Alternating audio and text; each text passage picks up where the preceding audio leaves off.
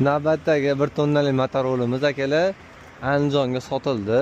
Ko'pchilik buni hali arzondan chalkashtiryapti akalar. Buni qaranglar. Tomi sxema jitkisli bo'ladi. Moshina tilida aytganda abesli bo'ladi.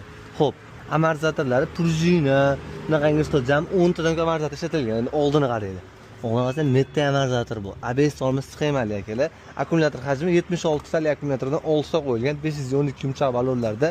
Daji bu generatorli bo'ladi. Mana qaranglar, ham benzinda, ham elektrda yuradi. Bu 2400 dollarga baraka bo'ldi. Yo'lkalar ichida 2000 talik motor mingan mexanizmdan qaranglar mana. Mana jitkis tormozli, bitta amortizator, bitta, ikkita, uchta, to'rtta, daji 8 ta bo'lib turibdi. Oldida 10 to'la. Full yumshog'i.